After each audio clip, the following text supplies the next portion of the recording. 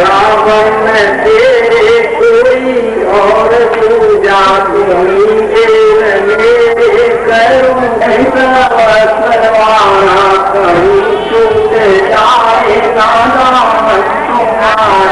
तुम्ही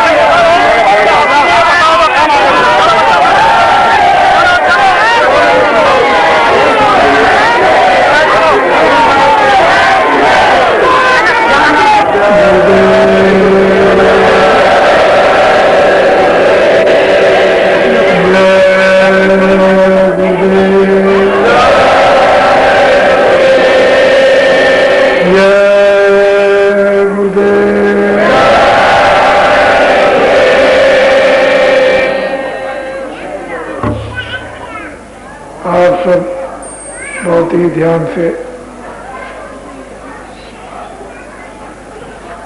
सुने और बुद्धि से काम लें। हिंदुस्तान एक बहुत बड़ा देश है। इसमें बहुत संप्रदायों के लोग रहते हैं। अनेक देवताओं को यहाँ लोग मानते हैं। जितने भी देश में देवता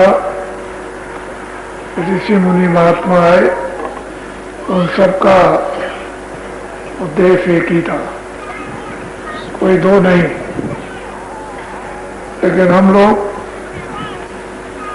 जब उनके उपदेशों को भूल जाएंगे तो बहुत से रास्ते तैयार हो जाएंगे और उससे हमारा आत्म कल्याण नहीं होगा। ऋषियों मुनियों ने जो जो बातें हमारे लिए बताई, जब सृष्टि की याद में कोई धर्म कोई कर्म, ना पाप ना पुण्य, जितने भी नर नारी यहाँ पर आए ये सब के सब ज्ञानी थे। आध्यात्मिक ज्ञान था, ईश्वर का दर्शन था, सब कृतार्थ रूप थे। समय उन्होंने अपना अपना पूरा किया। सतयुग में लाखों वर्षों की आयु, उसको बिताने के बाद जब शरीर छोड़ा तो फौरन अपने घर में वापस लौट गए। ऐसे बहुत युग बीत गए। बाद में ये सारा का सारा आपके रोकने के लिए एक विधान बनाया। ब्रह्मा विष्णु महादेव को भेजकर तीनों से तपस्या कराई और कराने के बाद लोगों को ये बताया कि ये पाप है, ये पुण्य है, ये दुख है, ये सुख है, ये अच्छा है, ये बुरा है, ये स्वर्ग है, ये नरक है, ये 84 है। अब तुम लोग अच्छे काम को करना, बुरे काम को मत करना। अच्छे बुरे काम के लिए अधिकार हर किसी को दे दिया गया, जन्म जात का। उसके लिए ऋषि मुनि महात्मा यहाँ पर भेजे गए और उन्होंने पूरा पूरा प्रचार किया। देखो देखो, बुरा कोई काम करना नहीं, अच्छा काम करना, तुमको यश मिलेगा, लोक कीर्ति मिलेगी, तुमको सुख मिलेगा, तुमको संसार का वैभव मिलेगा। ये सब उनको सुनाते सुनाते बहुत दिन बहुत समय व्यतीत हो गया। उसके बाद हम लोग धीरे धीरे करते अच्छे ही कर्म थे, बुरे नहीं, झूठ नहीं बोलना, धोखा नहीं देना, बेईमानी नहीं करना, चोरी नहीं करना, किसी को मारना पीटना नहीं, ये सब कुछ नहीं था, थे पुण्य कार्य। लेकिन धीरे धीरे पुण्य कार्यों का भी एक पर्दा है जो मन पर, जो बुद्धि पर, जो चित्त पर, अंतःकरण पर और जीवात्मा पर जमा होगा।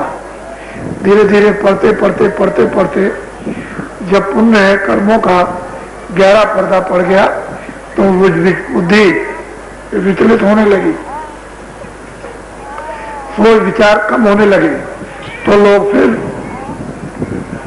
आनंद के लिए, सुख के लिए कुछ ऐसे काम करने लगे, कभी करें कभी नहीं, कभी झूठ बोलें कभी नहीं। 1000 सत्य बोलेंगे तो एक झूठ बोल देंगे, उसमें उनको शर्मिंदा होना होगा। कभी किसी की कोई चोरी कर ली, कोई वस्तु उठा ली, धीरे धीरे कोई भी काम धीरे धीरे होगा। और होते होते होते होते जब दोनों कर्म अच्छे और बुरे जब मिलने जुलने लगे और पर्दे जब जमा होने लगे, तब आप आध्यात्मिक ज्ञान, आध्यात्मिक बोध, स्वर्ग का सुख, ब्रह्मांड का आनंद, अपने पिता का भेद धीरे धीरे धीरे धीरे लोग भूलने लगे। भूलते भूलते भूलते भूलते अब ये दशा हो गई। ऋषि मुनि महात्मा आए, उन्होंने जो ज्ञान उपदेश किया, वो कृष्ण हो, वो राम हो, कबीर हो, रैदास हो, बौद्ध हो, महावीर हो, कोई भी हो, लेकिन जन्म सबका बनाया जाता है। उन्होंने जो शिक्षाएं दी आत्म कल्याण के लिए, मानव सुख के लिए, मानव चरित्र के लिए, मानव सत्यता के लिए और मानव आदर सत्कार के लिए जो उन्होंने शिक्षाएं हमको दी है, उसको यदि हम करते रहते, शिक्षा लेते रहते, तो मानव जीवन एक क्षणिक सुखारी आनंददायक क्षणिक होता, अस्थायी इसमें कोई आनंद नहीं, किसी प्रकार का भी, किसी चीज में अस्थायी आनंद नहीं। बच्चा हो, बच्ची हो, मकान हो, वस्तुएं हो, सामान हो, खाना हो, देखना हो, सुनना हो, इसमें कोई भी अस्थायी आनंद सुख नहीं है। इसमें क्षणिक जरा सा क्षण मात्र के लिए ये प्रतीत होता है कि आनंद सुख मिल गया और बाद में कुछ नहीं। अब हम लोग इसमें फंस गए। अच्छाई बुराई की पहचान बुद्धि से जाती रही, बुरे को बुरा नहीं समझते और अच्छे को अच्छा नहीं समझते। उसने तमाम जीव जंता अधिक मनुष्य जीवात्माओं को नरकों में 84 में भेज दिया और तमाम जीव 84 चले गए, नरक में चले गए, नाना प्रकार की यातना वहां भोगते हैं और कोई भी सुनवाई नहीं होती। अब जो तीर्थ और व्रत और जन्म उत्सव जो आपके सामने रखे गए, वो इसीलिए कि आप उनको समझोगे, विवेक के साथ उनके अनुसार काम करोगे, इंद्रियों से कर्म करोगे, इंद्रियों से काम लोगे, तो फिर आप उस गंदगी को छोड़ोगे, बुरे काम को छोड़ोगे। उससे क्या होगा? मन साफ, बुद्धि साफ, चित्त साफ, अंतःकरण जीवात्मा पर मैल नहीं जाएगा। तो धीरे से कोई महात्मा, ऋषि मुनि, साधु, संत कोई मिल जाएंगे तो मनुष्य रूपी मंदिर में जो जीवात्मा कितने युगों से सो गई, जन्म मरण की पीड़ा में चिल्ला रही, तो रास्ता मिल जाएगा। धीरे से बाहर के अच्छे बुरे कर्मों से थोड़ा सा हटाकर मनुष्य रूपी मंदिर में उस दरवाजे पर जीवात्मा को बैठा देंगे। धीरे से अपनी शक्ति देकर कुछ वो करेगा, कुछ उसमें उत्साह होगा, कुछ प्रेम होगा, कुछ तड़प होगी और धीरे से कुछ सहयोग देकर जीवात्मा को घाट पर जगा देंगे। जब ये जाग जाएगी तो इसमें चेतनता आ जाती है, प्रकाश आ जाता है, होश आ जाता है, ज्ञान आता है। बस यही हमारा सच्चा जन्म दिवस मनाया जाता है, जब जीवात्मा जाग जाए, होश में आ जाए, उसको ज्ञान हो जाए, उसको प्रकाश मिल जाए, वो खड़ी हो जाए, और ऐसे दरवाजे पर खड़ी होकर उसमें सच्चे आनंद, सच्चे सुख को लेने लगे, ये असल में जन्म दिवस है। हम उस चेतन सृष्टि में प्रवेश हो गए तो हम उन देवताओं को पहचान लेंगे जिनके आज हम जन्म दिवस या त्यौहार जिनके मनाते हैं, वो पहचानने में आते हैं कि उन्होंने हमको क्या क्या उपदेश, क्या क्या शिक्षाएं हमको दी हैं और किन किन चीज़ों के लिए उन्होंने मना किया और किन चीज़ों के लिए उन्होंने कहा कि इसको ग्रहण करो। ये सब आकाश में उनके सब उनकी वाणियाँ बराबर सुनने को, जितने भूमंडल पर लोग रह गए वो सब सुनने को उस दैविक मंडल पर मिलती हैं। लेकिन जब जीवात्मा के कान और जीवात्मा की दृष्टि जब खुल जाएगी और वो कान साफ हो जाएंगे, देववाणियों को सुनने लगेंगे, तो ये सब राज रहस्य इस पृथ्वी का सारा का सारा मालूम होता है कि कैसी कैसी पुण्य योग शक्तियां यहाँ आई, कैसी महान आत्माएं आई और कितनी उनके अंदर शक्ति थी, कितना ज्ञान था, कितना आनंद था, कितना प्रेम भरा हुआ था, कितना उनमें सदाचार था। ये सब कुछ तब मालूम होता है। उसी को कहते हैं त्रिकाल बोध, त्रिकाल ज्ञान, चारों युगों का, भूत भविष्य और वर्तमान, ये सब ज्ञान आगे पीछे और वर्तमान का होता है। तब फिर ये मालूम होता है कि वास्तव में मनुष्य शरीर कितना कीमती और अनमोल है और इस शरीर से हम लोगों को अपने जीवन काल के अंतर्गत क्या काम करना और क्या नहीं करना चाहिए था। तो विषया कोई चीज थी, सत्य कोई चीज थी, प्रेम कोई चीज, आदर कोई चीज था। ये सब मनुष्य के सद्गुण थे।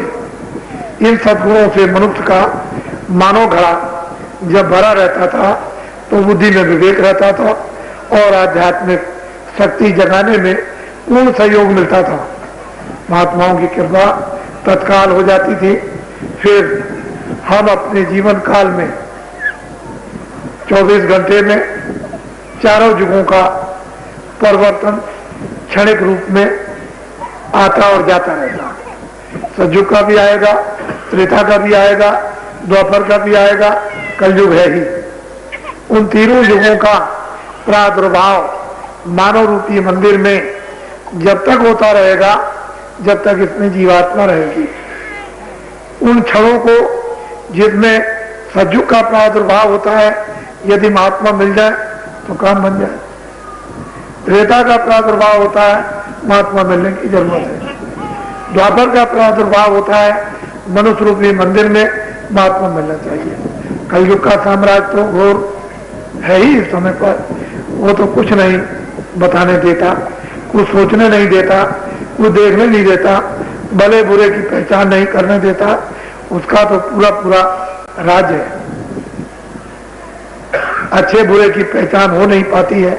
लेकिन मनुष्य रूपी मंदिर में चारों युगों के गुण, चारों युगों का विवेक इसमें बराबर आता रहता है। महात्मा मिलना चाहिए।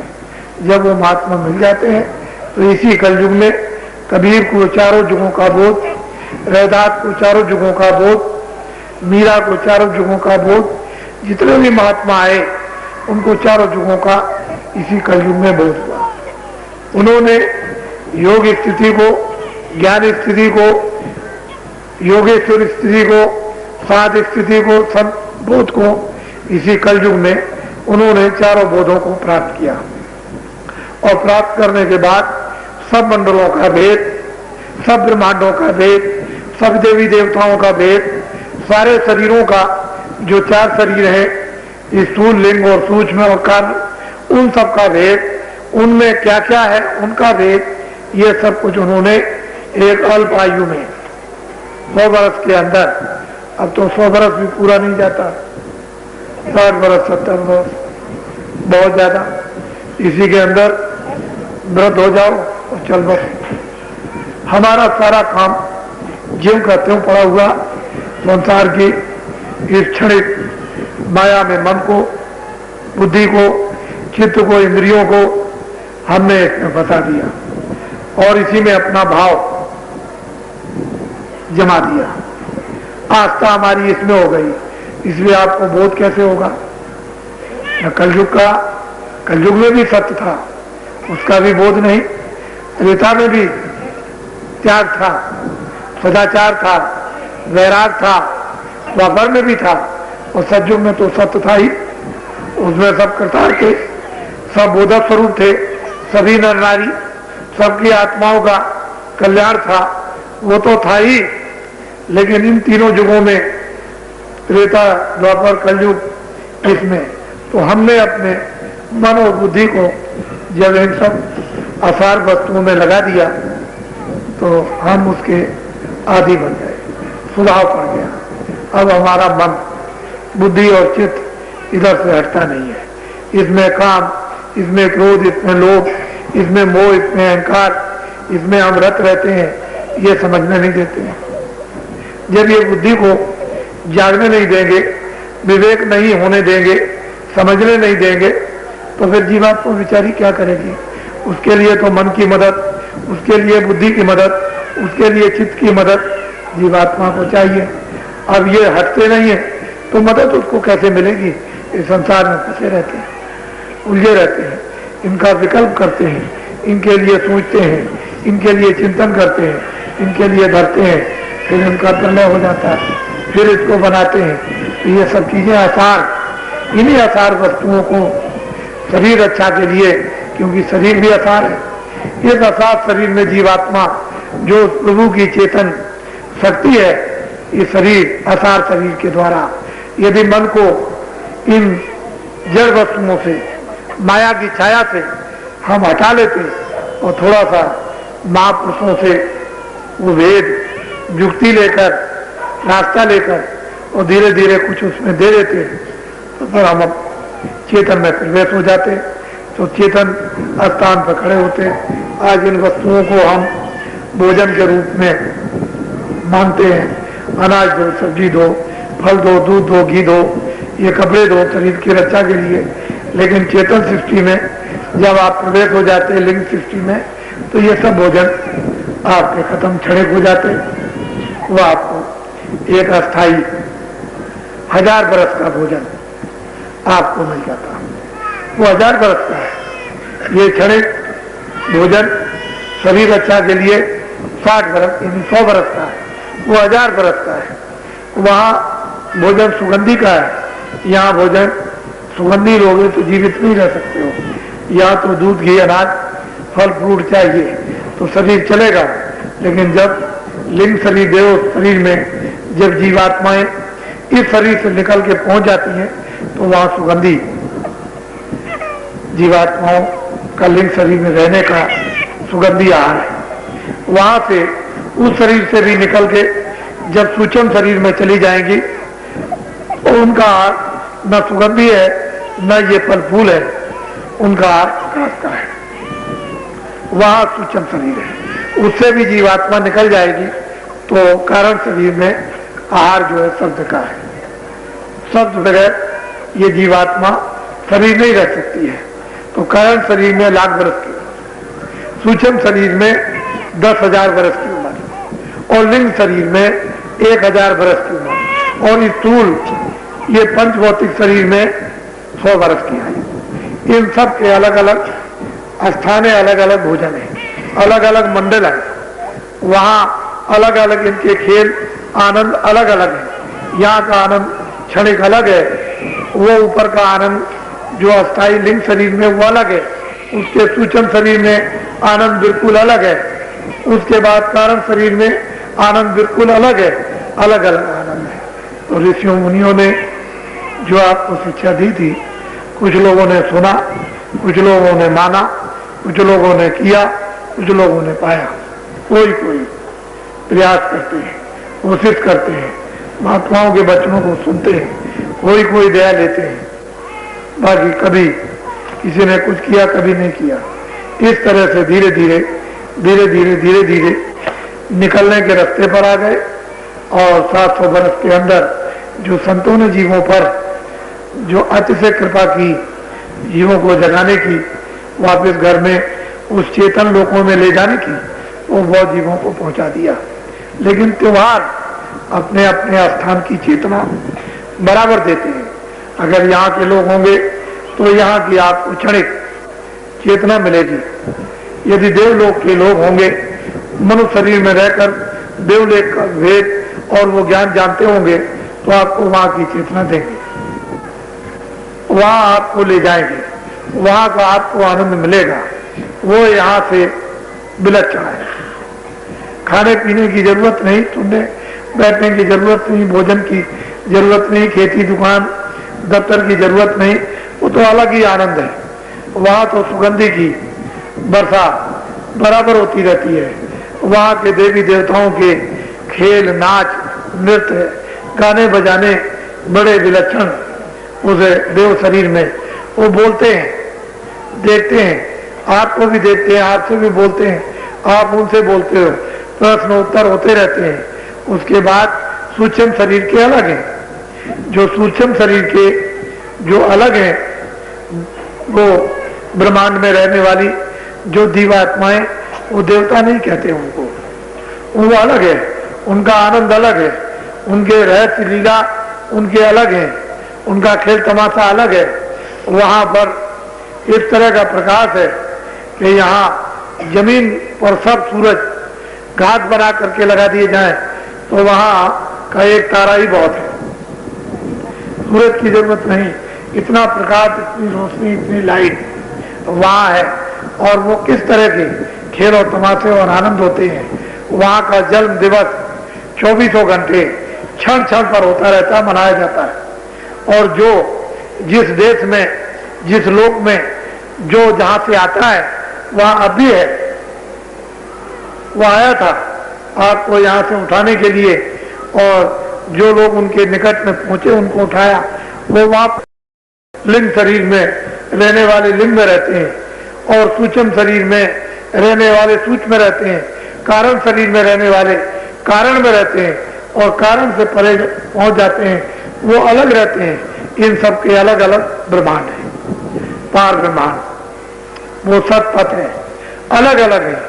लेकिन महात्माओं ने सबका भेद जाना और सबका बताया। संत सबका भेद जानते हैं, ऊपर से और नीचे तक, लेकिन संतों का भेद कोई नहीं जानता, उनको कोई पहचान नहीं सकता। वो बुद्धि से परे, आत्मा के ज्ञान से परे, वो लिंग ज्ञान से परे, वो सूक्ष्म ज्ञान से, ब्रह्मांड से परे, वो कारण ज्ञान से परे, और उसके परे, उससे भी परे। तो संतों को ऐसे नहीं कोई पहचान सकता। वो सीधे रहते हैं, सादे रहते हैं, कोई बनावट नहीं रहती, कोई आकर्षण नहीं रहता, कोई खिंचाव नहीं रहता, कोई शराब नहीं देते हैं, किसी तरह का कोई जादू चमत्कार नहीं दिखाते हैं। ये उनके यहाँ नहीं है। बस उनका काम यह है कि अंदर में जीवात्मा को जगाना और जीवात्मा को होश में लाकर उस प्रकाश में खड़ा करना, और जीवात्माओं को चमत्कार, बाहर से कोई चमत्कार, न कानों से, न आंख से, आपको बाहर से कहीं कुछ नहीं। लेकिन जब जीवात्मा जाग जाएगी तो दिव्य नेत्र से और दिव्य कानों से फिर महापुरुषों के चमत्कार देखने को उस चेतन सृष्टि में मिलते हैं। इसलिए संतों को लोग नहीं पहचान सकते हैं, क्योंकि संतों ने चमत्कार का काम नहीं किया। संतों ने भवसागर नदी से जीवात्माओं को पार उतारने का काम किया है, और उस घर में पहुंचा देते हैं जो अजर है, जो अमर है, जो चलायमान नहीं होता, जहां पहुंच करके कभी आओगे नहीं, कभी जन्मोगे नहीं, कभी मरोगे नहीं, न पाप में आओगे न पुण्य में आओगे, किसी तरह से भी कोई बंधन पहुंचने के बाद इन जीवात्माओं का नहीं, वहां जीवात्माओं को ले जाकर अजर अमर कर देते हैं। निर्बंधन सदैव के लिए यहाँ से कर देते हैं, अपने देश में जहाँ से जीवात्मा आई वहीं पहुंच जाती है। ऐसी महान विभूतियों को, महान आत्माओं को, परम संतों को कोई नहीं जान सकता। न योगी जान सकता है, न ऋषि मुनि जान सकते हैं, न विद्वान जान सकते हैं, न तपस्वी जान सकते हैं, न ज्ञानी जान सकते हैं, न बुद्धि विवेकशील जान सकते हैं। ये उनकी उस पहुंच को कोई नहीं, वो स्वयं ही कुछ बोध करा दें, कुछ परिचय दे दें तो हो सकता है, वैसे कभी नहीं होगा। ये सबका भेद जानते हैं, संतों का भेद नहीं लोग जानते। संतों का भेद संत ही जानते हैं, और कोई नहीं जान सकता। इसलिए संतों की महिमा कूट कूट कर 700 वर्षों के अंदर अच्छी तरह से लोगों ने कलम तोड़ करके लिख दिया और आपको बता दिया। पर आप इस कलयुग में, अल्प युग में, कमजोर युग में, अज्ञानी युग में, बुद्धिहीन युग में, मन विकल्प युग में और चित्त जो चिंतन करता है इस भोगी युग में आप सतयुग की, त्रेता की, द्वापर की साधना नहीं कर सकते। इसलिए कृष्ण का जन्म दिवस पहचान नहीं सकते, राम का जन्म दिवस पहचान नहीं सकते, क्योंकि राम त्रेता में आए, कृष्ण भगवान द्वापर में आए, कोई सतयुग में आया। कैसे आप पहचान लोगे? कैसे आप सतयुग का, त्रेता द्वापर का कैसे आप कर्म करोगे? कैसे साधना करोगे? कैसे उसका योग करोगे? अब तो शरीर में वो ताकत नहीं है। तो त्योहार, जन्म दिवस ये हम भूल गए। जब हम भूल गए तो बाहर इंद्रियों का हमने एक मनोरंजन बना लिया।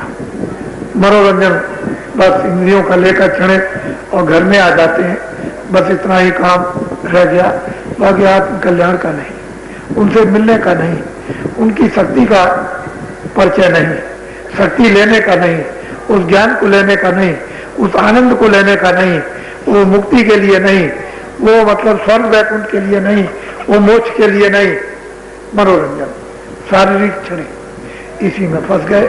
इसकी वजह से हम उन अच्छे कर्मों को भी नहीं पहचान पाते हैं कि जिससे बुद्धि विवेक में आकर बुरे काम को छोड़ देती, अच्छे काम में आरूढ़ लग जाती और बराबर बुद्धि से अच्छे बुरे, तो वो काम सब छूट गए। और यही वजह है कि तीर्थों में उल्टा रूप, उल्टा प्रभाव ये तीर्थों का पड़ गया। तीर्थों के उद्देश्य अपनी जगह पर है, लेकिन प्रभाव मनुष्य के लिए उल्टा होगा। भोगी हो गया, रोगी हो गया, बीमार हो गया, मन का रोगी हो गया, इंद्रियों का रोगी, शरीर का रोगी हो गया, बुद्धि का रोगी हो गया, अज्ञान में आ गया। ये उल्टा प्रभाव पड़ा। जिन तीर्थों में जाकर, जिन धर्म स्थानों पर जाकर, जिन देवताओं के व्रतों को मानकर या जिन जल उत्सवों को मानकर हम लोगों को वास्तव में वो जागरण करना चाहिए था, जिससे हम परम पद पा जाते, हमको अपना घर मिल जाता और हम शांति, उस ज्ञान को प्राप्त करते और जन्म मरण के दुख पीड़ा से छूट जाते, 84 नरकों की यातनाओं से छुटकारा हो जाता। वो तो हमने कोई काम किया नहीं। अब तो आपको ये सोचना होगा कि मैं आश्रम पर नवंबर के महीने से हूँ,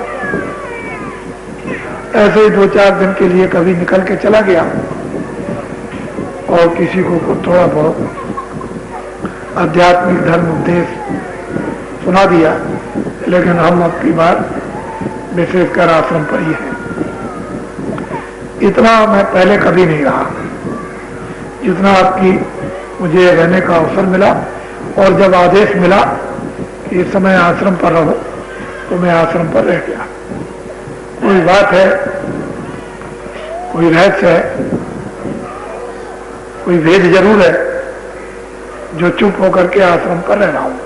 नहीं, कुछ ना कुछ आपको आगाह करता था, सचेत करता था, कुछ सुनाता था, कुछ कानों में डालता था, कहता था इधर गड्ढा है, इधर मत जाओ, ये बताता था आपको। जगह जगह बताया मैंने। पहले इतनी बातें हिंदुस्तान में कह डाली कि वो कोई भूलने वाला नहीं है, और वो चीजें जो सुनाई गई हैं, जो संदेश दिया गया, जो सुनाया गया, उसमें कोई हेर फेर भी होने वाला नहीं। वो तो आज से भी सुनाई जाएगी, आज भी लागू होगी और कल भी लागू होगी, 2 महीने में, 10 बरस में भी और 20 बरस में भी और 50 बरस में भी लागू होगी, और कलयुग में भी और द्वापर में भी और त्रेता में और सतयुग में भी लागू होगी। ऐसी चीजें सुनाई जाती हैं, लेकिन तुम्हारी बुद्धि में जब विवेक हो तब तो तुम समझोगे क्या महीने की है, कै बरस की है, कै जुग की है, किस जुग की है, तो चुप हो गया। लेकिन ये अच्छा नहीं। ऐसा सुना गया है महापुरुषों के वचनों द्वारा कि जब महात्मा चुप हो जाते हैं तो कोई खतरा होने वाला है। महात्मा जब धर्म पुस्तकों में भी लिखा हुआ कि महात्माओं को चुप नहीं रहने देना चाहिए, कुछ ना कुछ उनसे सुनते रहना चाहिए, उनको चुप बैठने नहीं देना चाहिए। जब आप चुप बैठ जाने देंगे, उनकी बात नहीं सुनेंगे, तब चुप हो जाएंगे। ध्यान में नहीं देंगे तो चुप हो जाएंगे, अवहेलना करेंगे तो चुप हो जाएंगे, तिरस्कार करेंगे तो चुप हो जाएंगे, निंदा करेंगे तो चुप हो जाएंगे, मस्करी करेंगे चुप हो जाएंगे। लेकिन जब सुनने के लिए उनकी हर बातों को आतुर रहोगे तो चुप नहीं बैठ सकते। ऐसा किताबों में लिखा हुआ और महात्माओं के वाक्यों से ऐसा सुना गया है कि महात्मा जब चुप होते हैं तो कोई घटना घटने वाली होती है। इसलिए मुझे जो आदेश मिला कि 16 महीने तक धर्म उपदेश कर सकते हो, आध्यात्मिक उपदेश कर सकते हो, साधना उपदेश कर सकते हो, भजन उपदेश कर सकते हो, ध्यान उपदेश कर सकते हो, सुमरन उपदेश कर सकते हो, अच्छाई बुराई को उसके साथ बता सकते हो, लेकिन 16 महीने तक भविष्य का उपदेश नहीं कर सकते। तो इस मामले में तो मैं चुप हो गया हूं। बाकी जब मुझे ये आदेश है कि आध्यात्मिक उपदेश करो, तो मैं आपको फिर से याद करने के लिए, क्योंकि बहुत से लोग नहीं सुन पाते, इनको सत्संग सुनने का मौका नहीं मिलता। ये जो शरीर है, ये आंखों के सामने, ये आपकी जो ये 2 आंखें हैं, यहाँ तक ये पिंड यानी शरीर का अंतिम नाका है। जल पृथ्वी अग्नि वायु आकाश 5 तक इसका ये आखिरी नाका है। इसी का आपको ये शरीर मिला हुआ, और ये जीवात्मा दोनों आंखों के बीचों बीच अंदर में बैठी है, उसका हृदय ये। और जीवात्मा का इतना विशाल हृदय कि जितना ये विश्व है उसका ये आकाश, उससे करोड़ों गुना अंदर में आकाश है। ये जीवात्माओं का हृदय, मन का हृदय ये यहां पर मन बैठकर जगत का संकल्प विकल्प करता है, उसका स्थान ये है मन का, और जीवात्मा का स्थान ये है। और जीवात्मा यहां बैठी हुई है, उसकी आंख नीचे को हो गई, नीचे की तरफ। तो जितना भी जीवात्मा का प्रकाश और जितनी जीवात्मा के साथ उस प्रकाश के साथ शक्ति और उसका जो आनंद, उसका जो ज्ञान था, वो जड़ में मिश्रित हो गया, मिल गया। अब वो इसमें मिल गया, फिर आपने इंद्रियों से, मन से, बुद्धि से, आंख से, कान से, नाक से, हाथ से, पैर से जो आपने कर्म किए, उसका आवरण गंदगी का वो मन पर, बुद्धि पर, चित्त पर, अंतःकरण पर, जीवात्मा पर लेप चढ़ गया। तो जीवात्मा उस गंदगी के लेप से ढक गई। अब वो यहां पर इस नाके पर बैठी है। ये पिंड का, शरीर का ये इसकी हद है, सीमा है यहां से। तो महात्माओं ने नीचे का, कंठ का, हृदय का, नाभि का, इंद्री का, गुदा द्वार की कोई भी साधना इस कलयुग में निषेध कर दी। इससे कोई लाभ नहीं, ना गुदा चक्र से, ना इंद्री द्वार से, ना नाभि से, ना हृदय से, ना कंठ से, ये कोई साधना नहीं।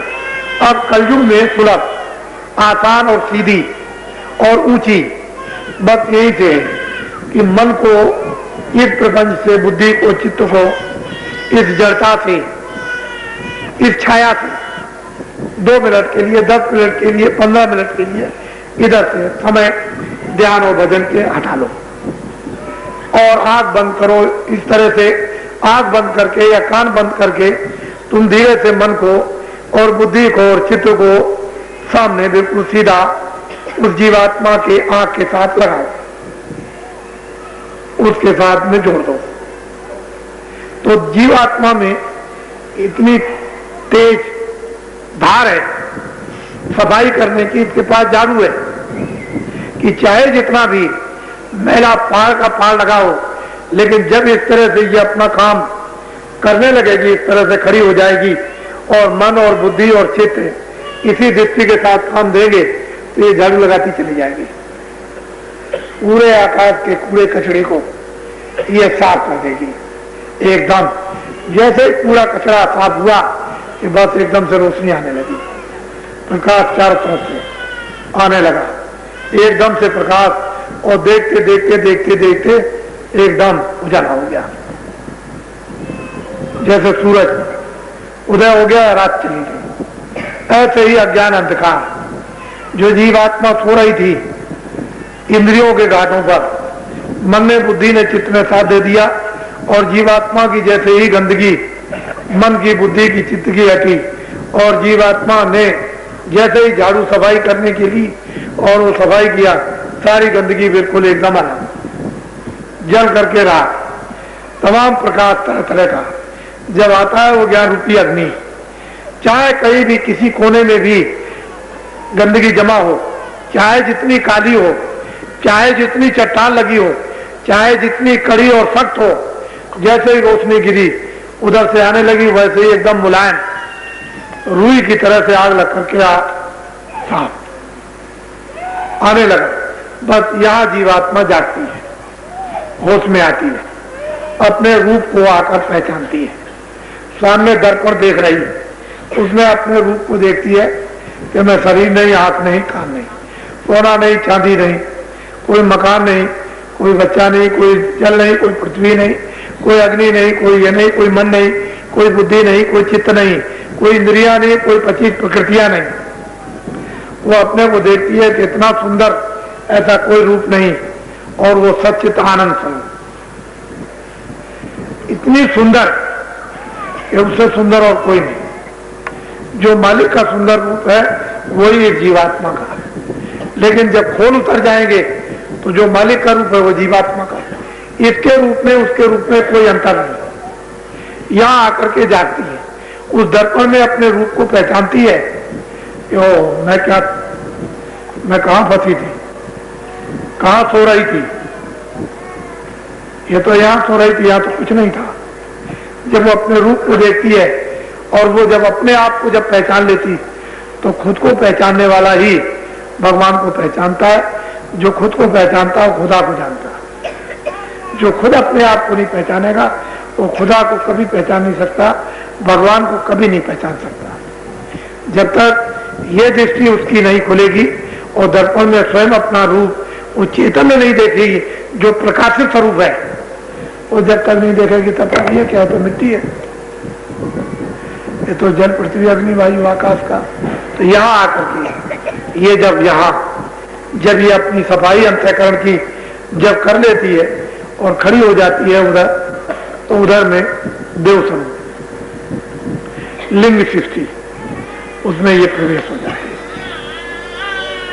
उस सृष्टि में पिंड का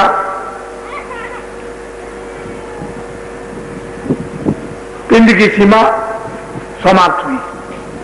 उधर खड़े होकर के अपने को देखती है कि यह शरीर जड़ पड़ा है, ये जमीन पर लेटा हुआ, बैठा हुआ, कोई बैठा हो कोई लेटा हो, वो खुद अपने शरीर को देखती है कि पड़ा मृतक शरीर है, और वो घूमती रहती है वहां उन देवताओं के साथ, लेकिन उस पर दृष्टि रखते हुए, और फौरन उसके अंदर प्रवेश हो जाती है।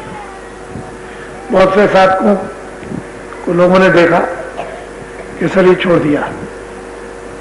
शंकराचार्य जब वो गुफा में चले गए तो शिष्यों से कह गए कि इसकी रखवाली करना, मैं वहां से देखता रहूंगा, तुम लोग रखवाली इसकी करना, कोई चीज इसको छेड़ना न पाए, मैं अभी थोड़े दिनों में जाता हूं फिर आ जाऊंगा। वो गए एक राजा के शरीर में जो मर गया था, उसमें प्रवेश हो गए, वहां जय जयकार होने लगी, कि राजा मर गया था, जिंदा हो गया। और पूरा गृहस्थी का अनुभव करने के बाद फिर उसके बाद शरीर छोड़ दिया और फिर इसमें प्रवेश हो गया करके और खड़े हो गए। ऐसे ही साधक शरीर से अलग हो जाते हैं और उधर में भ्रमण करते हैं। भ्रमण करने के बाद देखते रहते हैं, फिर प्रवेश कर लेते हैं। यही हाल जब वो लिंग शरीर को छोड़ती है, सूक्ष्म शरीर में जाती है, तो दोनों शरीरों को देखती है कि ये हमारा पड़ा हुआ लिंग शरीर और ये स्थूल शरीर, उसको देख रही है। दोनों को देखती है कि लिंग भी पड़ा और स्थूल भी पड़ा। उस लिंग में प्रवेश हो गई और फिर स्थूल में आ गई। उसके बाद जब सूक्ष्म शरीर छोड़ दिया और कारण शरीर में गई, तो कारण शरीर में जाकर के सूक्ष्म शरीर को भी देख रही है, लिंग को और स्थूल को भी देख रही है। जब कारण शरीर के परे चली गई तो चारों शरीरों को देखती है। कारण भी देखती, सूक्ष्म भी देखती है, लिंग भी देखती, स्थूल भी देखती है कि ये चारों शरीर इनको मैं छोड़ करके आया, और प्रवेश होती चली आती। एक में प्रवेश हुई, दूसरा, दूसरे में तीसरा, तीसरे में चौथा। इस तरह से फिर उसकी गति निकलने की, आने की, जाने की, आने की, जाने की, उसकी गति हो जाती है। क्षण भी नहीं लगते आने और जाने में। जैसे आद में आई थी उसी तरह से निकल के फिर चली गई, फिर चली आई, फिर चली गई। शरीर तो समय से ही छोड़ेगी, वो तो श्वासें हैं बराबर, वो चलती रहती हैं। वहां पर वो श्वासें, उसका एक खजाना है, वो तो समय से ही शरीर छोड़ेगी, लेकिन बराबर आएगी और जाएगी। जब तक अपना बोध नहीं होगा तब तक कोई जन्म किसी का आप पहचान नहीं सकते। उसको बहुत हमने भी देखे, हम भी साधु महात्माओं में घूमते रहे, मथुरा में, काशी में हम भी गए, बहुत कुछ देखा। अयोध्या में चारों तरफ महात्माओं में घूमे, लेकिन यह है कि घूमना और समय खराब करना। जब कुछ मिलेगा महात्मा की खोज करोगे तब कुछ मिल जाएगा, मिलेगा। गंगा में, घर में समुद्र है, घर में गंगा बह रही, घाटी पे सब कुछ है, सब नदियां हैं, घाट पर सर्व देवता घाटी पे रहते हैं, लेकिन घाट नहीं मिला तो कुछ नहीं मिलेगा। मनुष्य रूप भी ये मंदिर है, यहाँ सब देवता उस मंदिर में हाजिरी देते हैं, लेकिन आप कभी उस मंदिर में बैठ नहीं पाए, प्रवेश नहीं हो पाए, तो मंदिर का जो निवास करने वाला देवता मिले कैसे, उसका दर्शन कैसे हो? क्योंकि आपकी आंख बंद पड़ी रही। तो इसलिए मैं और तो कुछ नहीं कहूँगा, दर्शन करने के लिए आपका चला आया, और जब वो वक्त और समय आएगा तो लोग इसी उपदेश को किस भाव से, किस प्रेम से, किस श्रद्धा से, किस लगन से, किस एकता से, किस तलब से सुनेंगे, वो तो आपको आगे चल के भविष्य में ये दृश्य दिखाई आपको देगा। मैं मथुरा आश्रम पर इस समय पर रह रहा हूँ, सोचा कि चलो कुछ शारीरिक कोई सेवा शरीर से हो जाए। तो एक बहुत बड़ा अस्पताल, जिस जमीन पर रहता हूँ वहाँ कृष्ण भगवान गौएं चराया करते थे। बालकपन में ही गौएं चराई जाती है, जब लोग जवान और वृद्ध हो जाते हैं तो और काम करते हैं, लेकिन बालक ही गौओं को चराते थे। वो वही स्थान है जहाँ अपना आश्रम है, वो प्राचीन स्थान है। वहाँ न मालूम क्या उनका श्राद्ध था या उनकी दया नहीं थी, क्या था। वहाँ जो मधुबन है वो खारा पानी है। 1.5 किलोमीटर 2 किलोमीटर गांव के उधर और बाकी 1.5 किलोमीटर इधर, और बाकी पूरा का पूरा चारों तरफ गांव खारा। उससे दाल और सब्जी भी नहीं गलती है, खारा पानी है। तो देवियां लेने के लिए आश्रम में आया करती थी, तो कभी गिर जाती हैं, कभी घड़ा टूट जाता है, और समय भी 2 किलोमीटर 2.5 किलोमीटर वहां से चल के आए और पानी ले जाए तो समय भी उनका बहुत खराब होता है। तो मैं इन दिनों में ये भी घटना देखता रहा। 3.25 किलोमीटर 10,500 पाइप लाइन को देकर के, और मीठा पानी पूरे गांव में। प्राचीन गुरु जी का मंदिर है, अब की बार जब कभी जाएंगे तो आपको वहां भी मीठा पानी पीने को मिलेगा। तो वहां भी पानी पहुंचा दिया। 10,500 फुट लगा एक सामाजिक सेवा। और जल की सेवा तो बड़ी सेवा होती है, क्योंकि लोग मीठा पानी पाएंगे। ये तो ठीक है। तो मैं इन दिनों में आश्रम में रह गया और अस्पताल का भी बड़ा जोरों से जो कार्य हो रहा और बहुत जोरों से चल रहा, वो भी जल्दी ही होगा। तो इस तरह से और चुप हूं आश्रम पर, कोई बात नहीं करता। जब बाहर निकलूंगा तो अध्यात्म बात सुनाऊंगा। बाकी जितने दिनों के लिए मुझे मना किया गया उतने दिनों तक मैं चुप रहूंगा। और जब जो आदेश मिलेगा तो आपको खुद ही पता चल जाएगा कि बाबा जी चुप क्यों हो गए थे, क्यों कहा गया था चुप के लिए। बड़े बड़े नेता लीडर भारत के जगह जगह लोगों की बातें सुनने को मिल रही हैं। लोकसभा के अध्यक्ष आज जयपुर में एक आदमी आया, कहने लगे मुझसे खुद 4 बार उन्होंने कहा कि बाबा जी अब बोलते क्यों नहीं, उनसे कहो कुछ बोले। किताबों में लिख करके दिया, वो तो उनके सबके पास है, उसी से अपना अंदाजा लगा लीजिए। उससे बाबा जी जब दिशा देते थे वो किसी के विरोधी नहीं थे, किसी का नुकसान नहीं चाहते, अहित नहीं करना चाहते हैं। वो समाज का भी हित चाहते हैं, मनुष्य का भी हित चाहते हैं, देश का भी हित चाहते हैं, आत्माओं का भी हित चाहते हैं। तो आपकी समझ में ना आए, रोगी को डॉक्टर की दवा अच्छी न लगे इसके माने ये थोड़ी कि दवा खराब है। उसके रोग के कारण वो दवा कड़वी लगती है। वो तो पहले ही से रो रहा था, दवा और खा ली जाएगा, खराब हो गया और उसको कहने लगा दवा खराब है। महात्माओं का उपदेश खराब नहीं, उनका कोई ज्ञान खराब नहीं, उनके जो रास्ते हैं वो खराब नहीं है, वो सबके लिए प्रेरित हितकारक। लेकिन जब आप उनकी कड़वी दवा को पी लोगे और हजम हो जाएगी और रोग निकल जाएगा तो वही महात्मा आपको प्यारे लगेंगे। और लगे बहुत से लोग कृष्ण को गाली देते थे, राम को गाली देते थे, कबीर को गाली देते थे, रैदास को गाली देते थे, बौद्ध को गाली देते थे, महावीर को गाली देते थे। लेकिन जब उनका रोग निकल गया मन का, बुद्धि का, शरीर का, तो फिर उन्हीं से प्यार करने लगे और फिर उनको सिद्धा साष्टांग प्रणाम उनको, और जो वो कहते थे उसी को करते थे। तो महात्मा किसी के नुकसानदेह नहीं है, लेकिन लोग अपने विकारों से उनको ऐसा समझते हैं, न वो मुसलमान का नुकसान, न वो हिंदू का नुकसान, न वो ईसाई का नुकसान, न वो सिखों का नुकसान, वो तो सबके मानो है, सर्वहितकारी। वो तो मनुष्य से प्रेम करते हैं। मनुष्य प्रेम मतलब उस आत्मा से जो मनुष्य शरीर में भगवान की अंश है, और वो मनुष्य शरीर पंचभौतिक है, 5 तत्वों का है, उसमें जीवात्मा एक ही है, वो उसका अंश है। उससे प्रेम करते हैं, उसको निकालना चाहते हैं, उसका हेतु उपकार करना चाहते हैं। लेकिन तुमने जो कूड़ा कचरा जो डाल रखा है, उससे जो बदबू आ रही और अज्ञान, बुद्धि अज्ञान में आ गई, इससे समझते हो कि वो हमारा नुकसान करते होंगे। तो बहुत लोग कहते हैं कि बाबा जी से कहो कुछ कहें कि कैसा समय आएगा, आगे कैसा होगा, क्या होगा, क्या नहीं होगा। अरे भाई उन्हीं बातों को याद करो जो कह दिया, उतनी बातें याद रखो। अभी तो बहुत कुछ जो कहा गया उसमें से बाकी है, उसी को ध्यान में रखो, उसी का इंतजार करो, तो वो तो सब आपके सामने आएगा।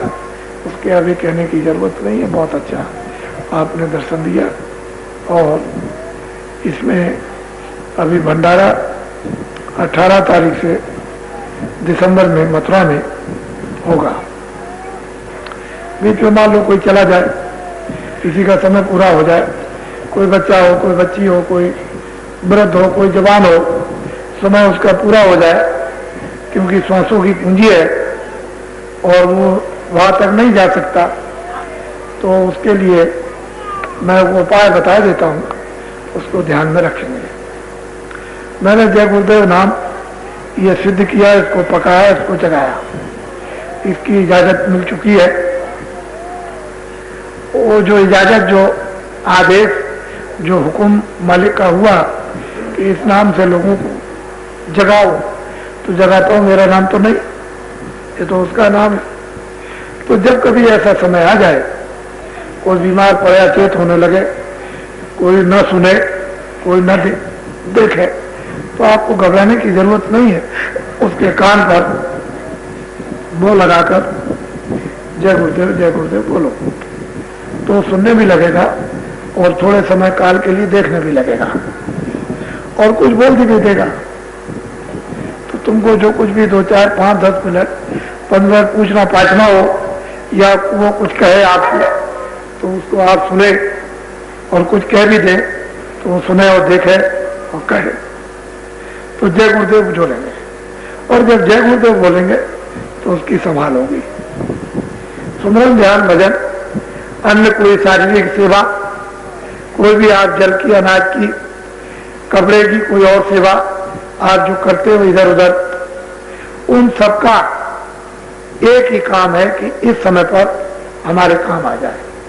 जब ये काम आए, ये इसीलिए सुमरन, ध्यान, भजन किया जाता है कि जब वो वक्त आएगा तो हमारे काम आ जाए, उस समय पर हमारी रक्षा करे, पीड़ा से बचाए, जन्म मरण के दुख से बचाए, 84 से बचाए, हम बेहोश हो गए, हमको होश में ले आए। तो जब आप जय गुरुदेव बोलोगे तो होश में आ जाओगे, बाहर भी होश रहेगा, अंदर भी होश हो जाएगा, दोनों तरफ होश में आ जाओगे। तो कोई घबराने की जरूरत नहीं, दवा दारू दे दो, उसके लिए इनकार नहीं करते हैं, डॉक्टर बुला करके दवा दे सकते दे, लेकिन दवा ना काम करो तो जबरदस्ती मत करो। ऐसे वक्त में थोड़ा इंतजार करो कि अगर उसका समय जाने का है तो थोड़ा इंतजार कर लो, समय जाने का नहीं तो नहीं जाएगा, लेकिन तुम उसको इंजेक्शन लगाओ और कोई मुसीबत करो और आफत में डालो तो वो ठीक नहीं। थोड़ा इंतजार करो, जाने वाला नहीं होगा, अपनी जगह लौट आएगा, लेकिन जो जाने वाला होगा वो रुक नहीं सकता। तो इंतजार कर लोगे तो दोनों चीजें समझ में आएंगी कि भाई जाने वाला है कि नहीं जाने वाला। लेकिन तुम जबरदस्ती दवा पे दवा, दवा पे दवा, इंजेक्शन पे इंजेक्शन तुम जब लगाते हो तो उसकी दुर्दशा कर देते हो, जो होश में आए और बेहोश हो जाए, होश ना आ सके उसको। तो ये सब चीजें समय पर इसलिए बताई जाती हैं कि आप इनको काम ले लोगे, और जब इन सब चीजों से जब आपको अनुभव होगा, इम्तिहान लोगे और उस इम्तिहान की जब समझ आएगी तो जल्दबाजी नहीं करोगे, न बच्चे के साथ, न स्त्री के साथ, न पति के साथ, न किसी और किसी के साथ। फिर तो आप तो जो चीज आपको दे रहे हैं उसको आप ध्यान में रखो, ये बहुत बड़ी चीज है ये। तो इसलिए मैं फिर कहूंगा लोग शराब मत पिए, शराब पीना ये अच्छी चीज नहीं है। जो लोग, क्योंकि अच्छे आदमियों की आज भी जरूरत है, घर में भी जरूरत है, समाज में भी जरूरत है, देश में भी जरूरत है। अच्छा, न बुरे आदमी सदाचारी बनाते हैं, न त्यागी बनाते हैं, न सत्यवादी बनाते हैं। बुरे आदमी तो जो काम करते हैं वो जो करते ही, उससे क्या होता है वो तो आपको मालूम।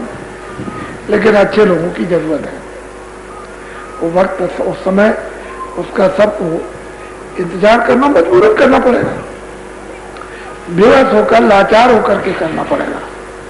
अच्छे आदमी आओ, पुकार करनी पड़ेगी, अच्छे लोग आओ, त्यागी लोग आओ, तपस्वी लोग आओ, दानी लोग आओ, वीर लोग आओ, सत्यवादी लोग आओ, चरित्रमान लोग आओ, समझ गए, उदार लोग आ जाओ, समझ गए। अच्छे तो वो तो पुकार लोगों को करनी पड़ेगी, चीजें यहाँ सब मौजूद है, लेकिन उसकी आज इज्जत नहीं। अच्छे लोगों की, ऐसा नहीं कि अच्छे नहीं है, अच्छे हैं, लेकिन आप उनकी इज्जत नहीं है, उनकी पहचान नहीं, उनका सम्मान नहीं। इसलिए ऐसा नहीं कोई एकदम से गिर पड़ेगा, ऐसी बात नहीं है, यहाँ है, लेकिन वो जब तुम्हारी पुकार होगी तो सामने खड़े कर दिए जाएंगे, एक के पीछे लाखों, लाखों के पीछे करो, चल पड़ेंगे, एक बार की चल देंगे, वो तो भगदड़ मचेगी, बड़ी भाग होगी उस समय पर। आप देखिएगा और कहिएगा कि हाँ देखिए कैसी भाग मचती है। बोलो जय गुरुदेव। अब आप लोग ये बात सीखा करो कि जब कभी यहाँ बैठे हो तो बैठे रहो और खड़े हो तो अपनी जगह खड़े हो, ताकि सबका दर्शन हो जाए। और उस समय पर कोई अगर आपके लाभ के लिए कुछ कराना हो तो वो भी करा दिया जाए। ऐसे आप धक्कम धुक्का जब आप करोगे तो जो लाभ पहुंचाना चाहते हो नहीं होगा, तो गलती आपकी हो जाएगी। हमारी तरफ से कोई गलती नहीं, हम तो देने के लिए आए। आपको ऐसी चीज दी जाए जो पैसों से भी ना मिले, मकान से जमीन से ना मिले और सामान से ना मिले, लेकिन आप उसको लो ना तो हम क्या करें।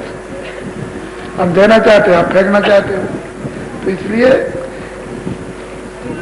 ये चीजें सीखनी पड़ेगी और लोग इसको सिखाएंगे। आपकी बात जब कभी आएंगे तो ये सब चीजें किसी भी त्योहार पर या किसी जन्म उत्सव पर कोई किसी का हो तो चीज तो सबकी एक ही है, उसमें कोई फर्क नहीं है। लेकिन ये है कि तुमने अपनी बुद्धि की गांठ बांध रखी है, इसलिए तुम ऐसा समझते हो। लेकिन उधर जाओ अंदर में तो उधर तो एक ही बात है, उधर तो दो कुछ नहीं। इसलिए सूरज के सामने खड़े हो दो क्या है, तो एक सूरज है। चंद्रमा के सामने खड़े हो तो एक ही बात है। पानी में कूद पड़ो क्या है मतलब ये। तो ये बातें सब चीजें आपकी समझ में आनी चाहिए। लेकिन जकड़ रहेगी तो आप कुछ कहोगे, कुछ समझोगे, कुछ करोगे, तीनों चीजें अलग हो जाएंगी। कहोगे कुछ, समझोगे कुछ, करोगे कुछ, फायदा कुछ नहीं होगा। मेहनत वैसी की बेकार में। वो कोलू का एक बैल होता है जो कमरे के अंदर चलता है और आंख बांध दी जाती है, तो जोर से उसके दो चार डंडे मार दिए, बस वो चलता रहता है, चलता रहता है। फिर 2-3 घंटे के बाद आया, फिर 2-4 मार दिए, तो वो चलता रहता है। वो ये समझता है कि मेरे पीछे चल रहा, डंडा मार देगा। और वो 12 साल तक बराबर उसी कमरे में चलता रहा, लेकिन रहा वहीं का वहीं, गया कहीं नहीं, कमरे का कमरे में रहा। पट्टी वैसी बनी रही, अंधा का अंधा ही रहा। तो ऐसा काम मत करो कि वहीं चलते रहो आंख बांध करके, और वैसे ही मतलब ये। तो जिस चीज के लिए मेहनत की जाती है देने के लिए, उसको जय गुरुदेव।